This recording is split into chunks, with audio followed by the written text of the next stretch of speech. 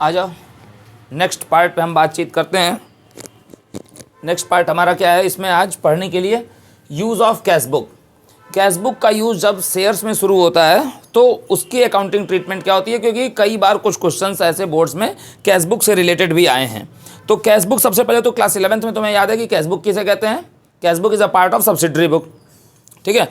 अब अगर कोई बिजनेस सब्सिडरी बुक्स बना रहा है तो जाहिर सी बात है कि वो जर्नल्स नहीं बना रहा होगा, क्योंकि सब्सिडरी बुक्स में ही जो 8वीं बुक होती है उसको जर्नल प्रॉपर कहते हैं। तो कैश बुक का यूज़ हम जब इशू ऑफ शेयर वाले चैप्टर में आए तो वहाँ पे क्या करना है, ये बोर्ड पे जितने भी कैश बुक में क्या रिकॉर्ड हो रहा है, सारे कैश ट्रांजेक्शन्स रिकॉर्ड हो रहे हैं, यानी कि कैश जितने भी कैश ट्रांजेक्शन्स हैं या जितने भी बैंकिंग ट्रांजेक्शन्स हैं, क्योंकि कैश बुक में जो 2 कॉलम और कैश बुक है उसमें कैश और बैंक दोनों कॉलम होते हैं। तो जितने भी कैश या बैंक के ट्रांजेक्शन्स हैं सिर्फ वही रिकॉर्ड आपके किए जाएंगे। कहाँ पे, कैश बुक में। अगर इतने से भी बात नहीं मेरी समझ में आती है तो ये समझो कि हमने अपने प्रीवियस डे में हमने क्या बातचीत की थी कि जो इशू ऑफ शेयर में जितनी भी एंट्रीज बनती हैं तो वो 2 तरह की बनती हैं। एक कौन सी बनती है, रिसीव की, ठीक है, और दूसरी किसकी बनती है, ड्यू की। तो जितनी भी रिसिट वाली एंट्री हैं सिर्फ वही कैश बुक में रिकॉर्ड होंगी, और जो ड्यू वाली एंट्रीज हैं वो क्या कहाँ जाएंगी, वो जर्नल प्रॉपर में जर्नल एंट्री के तौर पे उनको बनाया जाएगा। क्लियर हो गई बात। हाँ, अब इस चीज़ को हम और ज़्यादा क्लियर कर लेते हैं कि ये कैसे हो रहा है। तो इसको हम देख लेते हैं। यहाँ पे कैश बुक का फॉर्मेट तुम्हारा क्या है, ये है कैश बुक, ठीक है। एक हम बहुत बेसिक सा रफ फॉर्मेट बना रहे हैं। ये आपका डेबिट साइड, ये आपका क्रेडिट साइड। पर्टिकुलर्स,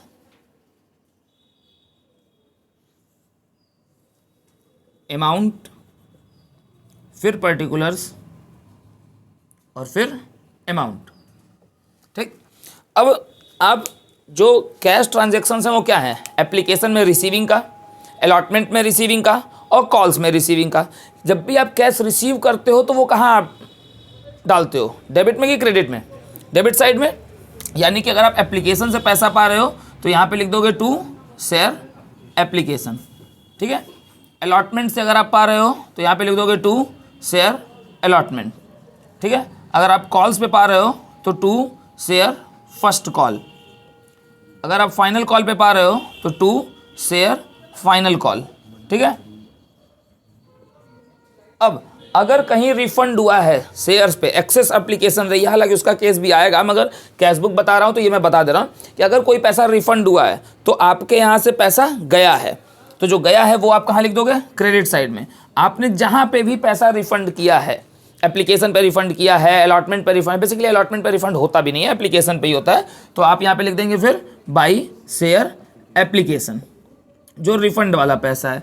यानी कि रिसीविंग आप कहाँ दिखा रहे हैं, डेबिट कॉलम में, और पेमेंट्स आप कहाँ दिखा रहे हैं, क्रेडिट कॉलम में, जो रिफंड हुआ। अब ये कैश बुक है तो मेक श्योर कि ये क्या होनी चाहिए, आपकी बैलेंस होनी चाहिए। तो आपने डेबिट पूरा जोड़ा, ठीक है, आपने डेबिट पूरा जोड़ा। डेबिट का जो फिगर है वो जाहिर सी बात है कि क्रेडिट के फिगर से ज़्यादा होगा, ठीक है। तो वो डेबिट का फिगर आपने कहाँ इंसर्ट कर दिया, लेजर का रूल मालूम है, क्रेडिट में। और जो भी डिफरेंस फिगर है यहाँ पे आएगा, जो भी ये डिफरेंस फिगर आएगा, इसको आप क्या वर्ड यूज़ करते हो, बाई बैलेंस CD या BD, कैरी डाउन। क्लियर हो गई बात। कैश बुक का यूज़ जो है वो यही है, आपको बैलेंस CD जो है वो आपको इंसर्ट करना ही पड़ेगा बोर्ड एग्जाम्स में, अगर इसके 4 मार्क्स या 6 मार्क्स में क्वेश्चन आते हैं तो। हालांकि अब 6 नंबर से बड़े कोई क्वेश्चन आने भी नहीं है, ठीक है। तो जितनी भी रिसीविंग होंगी, all receipts transactions are recorded in cash book. अब रिसिट्स कहाँ रिकॉर्ड होते हैं, डेबिट कॉलम में, ठीक है। ये कहाँ जाते हैं, debit side of cash book में जाते हैं। क्लियर। और अगर इफ़ इन द केस अगर कोई पेमेंट हुई है, कोई रिफंड हुआ है, पेमेंट नहीं उसको रिफंड बोलते हैं, तो वो कहाँ आप लिख दोगे, क्रेडिट साइड में। उसके बाद आप डिफरेंस निकालोगे, डिफरेंशिएट करोगे और बैलेंस को आप क्या कर दोगे, इंसर्ट कर दोगे। कैश बुक का खेल खत्म हो जाएगा। क्लियर, नोट कर लो, उसके बाद आगे बढ़ेंगे। बोलो नेक्स्ट क्या है हमारे पास यहाँ पे कि types of subscription of shares. Shares के सब्सक्रिप्शन के कितने टाइप्स हैं, ठीक है। तो मान लो कि एक कंपनी है, जो एक कंपनी है एक्स लिमिटेड, जो इशू कर रही है आपके 10,000 शेयर्स, किसी भी अमाउंट पे 10,000 शेयर्स इशू कर रही है, for example of ₹10 each. Clear. अब जो पब्लिक जो है वो सब्सक्रिप्शन उसका 3 तरह से हो सकता है। सब्सक्राइब्ड बाय पब्लिक, पब्लिक जो है वो सब्सक्राइब कर रही है 3 टाइप्स में। पहला, या तो पूरे 10,000 वो सब्सक्राइब कर ले, जिसको हम क्या कहते हैं, फुल सब्सक्रिप्शन इसको हम कहते हैं। ठीक है, यानी कि 10,000 शेयर इशू हुए और आपके पूरे 10,000 शेयर ही सब्सक्राइब्ड हो गए, यानी कि 10,000 के बदले 10,000, ये क्या है, फुल सब्सक्रिप्शन। दूसरा, 10,000 से कम होने की भी पॉसिबिलिटी है अगर नई कंपनी है तो। ठीक है, तो उसको कहते हैं अंडर सब्सक्रिप्शन। मान लो कि हो रहे हैं 9,500 शेयर्स, तो अकाउंटिंग ट्रीटमेंट क्या होगा, क्योंकि अंडर सब्सक्रिप्शन में एक केस याद होगा, रिकॉर्डिंग में भी है, मुझे लग रहा है वीडियो में भी मैंने बोला हुआ है कि मिनिमम सब्सक्रिप्शन कितना होना चाहिए आपका, 90% ऑफ द इशूड शेयर्स पे। ठीक है, तो ये तो जो 9,500 है ये 90% से ज़्यादा है। ठीक, और तीसरा है आपका ओवर सब्सक्रिप्शन। कंपनी ने इशू किया है 10,000 शेयर्स, मगर कंपनी के पास सब्सक्राइबर एप्लीकेशन आ रही है अबाउट 10,000। फॉर एग्जांपल हम मान लेते हैं कि 15,000 के लिए आ रही है, कंपनी के पास एप्लीकेशन आ रही है कितने के लिए, 15,000 शेयर्स के लिए, जिसको हम कहते हैं ओवर सब्सक्रिप्शन। ओवर सब्सक्रिप्शन पे अभी हम बातचीत करेंगे। पहले फुल सब्सक्रिप्शन की हमें एंट्री हमने बातचीत कर भी ली है। एंट्री तो हर जगह वही रहनी है, 10,000 पे ही सारा कैलकुलेशन होना है, जितना इशू हुआ उतना ही सब्सक्राइब हुआ। केस 1 हम लिख लेते हैं, जितना इशू हुआ उतना ही सब्सक्राइब हुआ, तो पूरा जो एंट्री है वो किस पे होनी है, 10,000 पे। अंडर सब्सक्रिप्शन में क्या है, इशू हुआ 10,000, सब्सक्राइब हुआ 9,500, तो आपका अकाउंटिंग ट्रीटमेंट किस पे होगा, एक्चुअल सब्सक्राइब्ड शेयर्स पे होगा, लिखा हुआ है ना यहाँ पे, यानी कि किस पे होगा, 10,000 पे होगा कि 9,500 पे होगा, 9,500 पे होगा, यानी कि यहाँ पे किस पे बातचीत होगी, सारी जर्नल एंट्री किस पे होनी है, 9,500 पे। Third case over subscription, company ने इशू किया है 10,000 शेयर, सब्सक्रिप्शन आए हैं 15,000 के लिए, तो अकाउंटिंग ट्रीटमेंट किस पे होगा, 10 पे होगा कि 15,000 पे होगा, क्लियर सी बात है, 10,000 पे होगा। ठीक है, क्योंकि आप उस एक्सटेंट को पार नहीं कर सकते भाई, जितना मैंने इशू किया है उतना ही तो आप उस पर वो कर सकते हैं ना। ठीक है, चलो इसको नोट कर लो। चलो अगला हमारा टॉपिक, जिसमें बोर्ड एग्जाम्स में 4 नंबर का क्वेश्चन बिल्कुल एकदम श्योर एंड सर्टेन है कि आना ही आना है, चाहे वो शेयर से आ जाएगा या तो वो डिवेंचर से आ जाएगा। इशू ऑफ शेयर्स या डिवेंचर आएगा तो डिवेंचर में भी सेम यही टॉपिक है, तो इसलिए बस यहाँ पे शेयर्स में समझ लो, डिवेंचर्स में बस आगे वर्ड बदल देना है। ठीक है, for consideration other than cash. ठीक, यानी कि शेयर्स इशू हो रहे हैं मगर वो कैश में नहीं इशू हो रहे हैं, वो अदर देन कैश इशू हो रहे हैं किसी और चीज़ के लिए। अब वो बेसिकली हमने पढ़ा था ये 2 तरह से इशू होते हैं, या तो आपके हो जाते हैं private placement of shares, basically promoters वगैरह को, और या तो हम उससे कोई एसेट वगैरह खरीद लेते हैं। तो अगर इशू टू वेंडर लिख दिया हूँ, ये अगर मान लो कि ये प्रमोटर को इशू हो रहे हैं, इफ़ इन द केस ये शेयर्स प्रमोटर को इशू हो रहे हैं, जो बिजनेस का प्रमोटर है, तो तब जर्नल एंट्री क्या बनती है, उस केस में आपकी जर्नल एंट्री बनती है, उसके लिए हम वर्ड यूज़ करते हैं incorporation cost. Incorporation cost debit to share capital. Sir इसमें प्रीमियम पे नहीं इशू हो सकता क्या, वेंडर को कभी भी आप शेयर, वेंडर बार बार मुझे निकल रहा है, प्रमोटर को कभी भी आप शेयर, जो स्वेट इक्विटी शेयर होता है, वो आप कभी प्रीमियम पे नहीं इशू करते हैं, या तो आप फेस वैल्यू पे करते हैं या थोड़ा लेस देन फेस वैल्यू पे करते हैं, आप कभी भी वो शेयर्स प्रीमियम पे नहीं इशू कर सकते। क्लियर, तो इसलिए यहाँ पे 2 शेयर कैपिटल ही बनेगा। मगर मान लो कि अगर एग्जाम में तुमसे आ जाता है कि प्रमोटर को इशू किया है शेयर प्रीमियम पे, तो कोई दिक्कत नहीं है, 2 सिक्योरिटीज प्रीमियम रिजर्व लिख देना, सिंपल। ठीक, हालांकि ऐसा कभी होना नहीं है। अब अगला दूसरा केस क्या है, दूसरा है कि और शेयर्स कैसे इशू हो सकते हैं, issue of shares on purchase of asset. आप कोई एसेट खरीद रहे हो और आप उस एसेट का पेमेंट कैश में ना कर रहे हो, और आप उस एसेट का पेमेंट किस में कर रहे हो, आपने उस आदमी को जिससे एसेट खरीदा है, जिस भी वेंडर से एसेट खरीदा है, उसको आप क्या कर दें, आप उसको कहते हैं कि यार हमारे इतने शेयर्स ले लो। ठीक है, तो तुम्हारी एंट्री क्या बननी है, सबसे पहले तो तुम एसेट खरीद रहे हो, तो वो एसेट आपकी क्या हो जानी है, डेबिट हो जानी है। एसेट खरीद किससे रहे हो, डेबिट द रिसीवर एसेट तो तुम्हारा रियल अकाउंट है, तो यहाँ पे रूल लग जाएगा डेबिट व्हाट कम्स इन। और एसेट खरीद किससे रहे हो, जिस इंसान से आप एसेट खरीदते हैं उसको आप क्रेडिटर यहाँ नहीं बोलेंगे।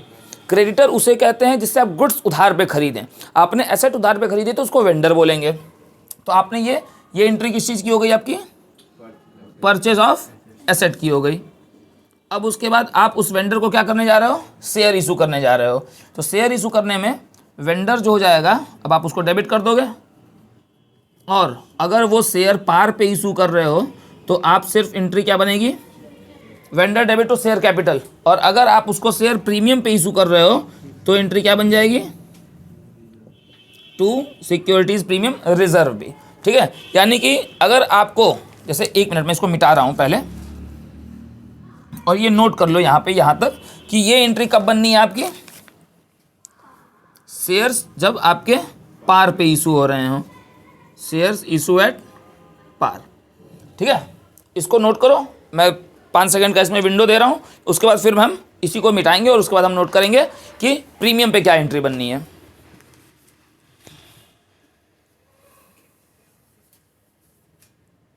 चले आगे, मिटाएं इसको। ठीक, अब अगर एंट्री आपकी प्रीमियम पे है तो प्रीमियम वाली एंट्री में प्रीमियम की एंट्री बढ़ जानी है, टू सिक्योरिटीज प्रीमियम रिजर्व। ये एंट्री कब बनी है, when shares are issued at premium. Clear हो गई बात? इतना नोट कर लो, फिर बढ़ते हैं। अभी ये खत्म नहीं हुआ है टॉपिक, 4 नंबर का ये टॉपिक है ये बहुत बड़ा, तो ये नोट कर लो। उसके बाद फिर हम आगे की बातचीत कर रहे हैं तुरंत।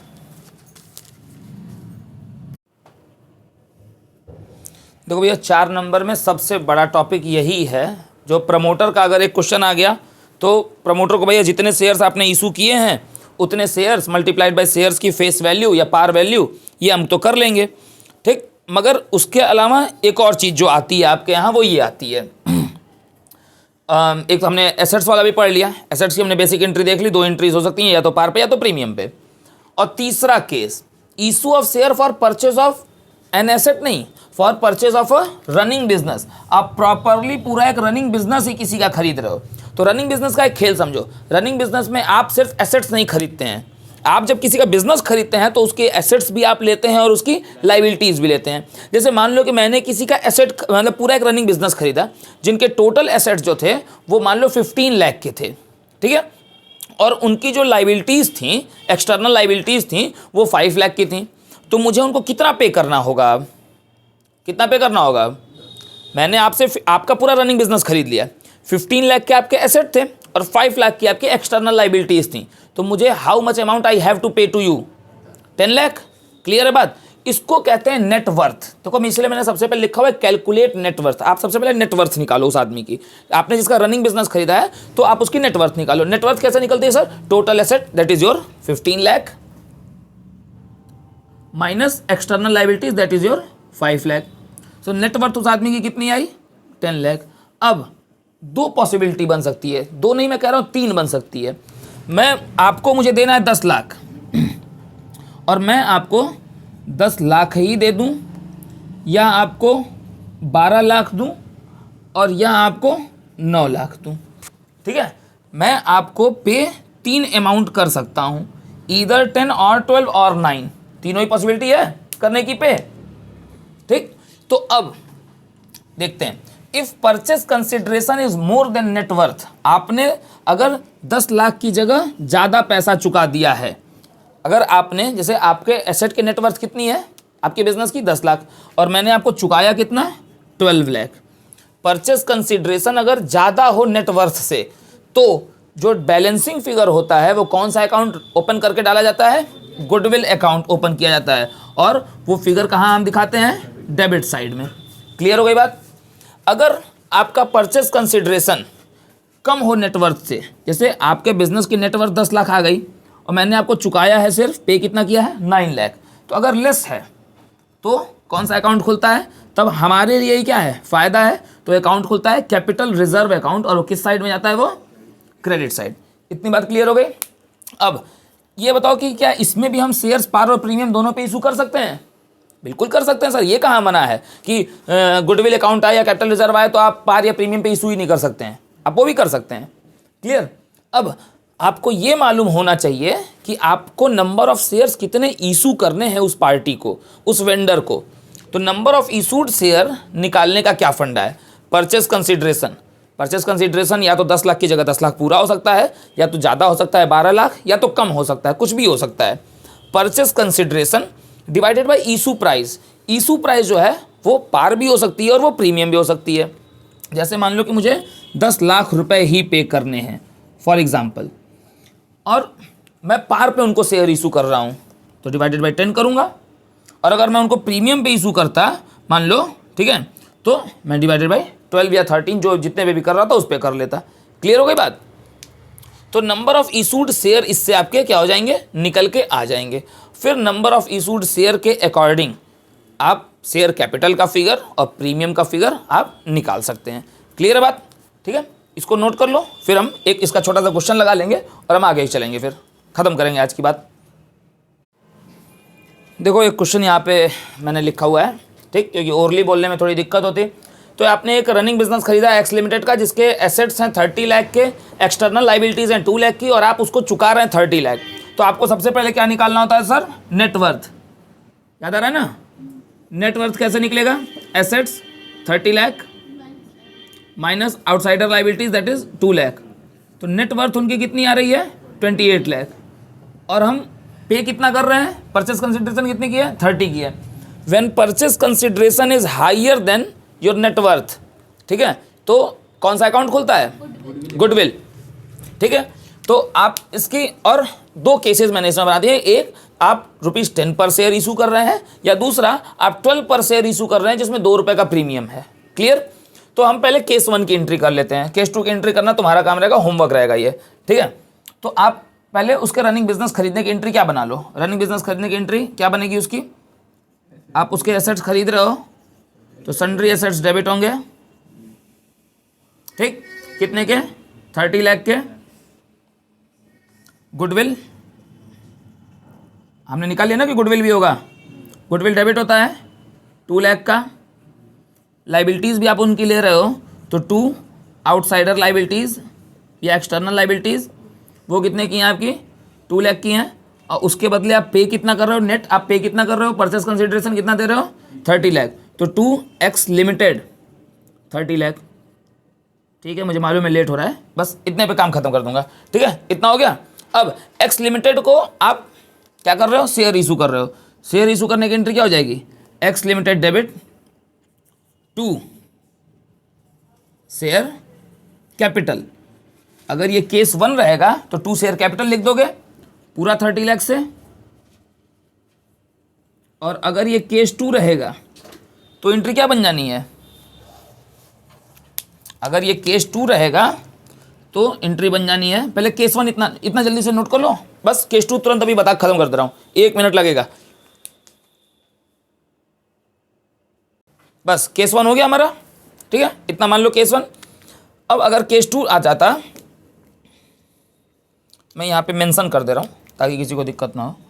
यहाँ तक एंट्री आपकी बनेगी सिर्फ केस 1 की, और अगर केस 2 आ जाएगा तो आप यहाँ पे बढ़ा दोगे 2 सिक्योरिटीज़ प्रीमियम रिजर्व। मगर ये अमाउंट अब बदल जाना है। अमाउंट क्यों बदल जाना है? नंबर ऑफ इशूड शेयर निकालने के लिए। 30 लाख रुपीज़ आप पे कर रहे हैं, पर शेयर वैल्यू पहले 10 थी, केस 1 में 10 थी, तो नंबर ऑफ इशूड शेयर कितने थे? 3 लाख शेयर्स थे। केस 2 में नंबर ऑफ इशूड शेयर्स कितने हो जाएंगे? 30 लाख आप पे कर रहे हो, पर शेयर वैल्यू 12 हो गई, तो ये कितना हो जाएगा?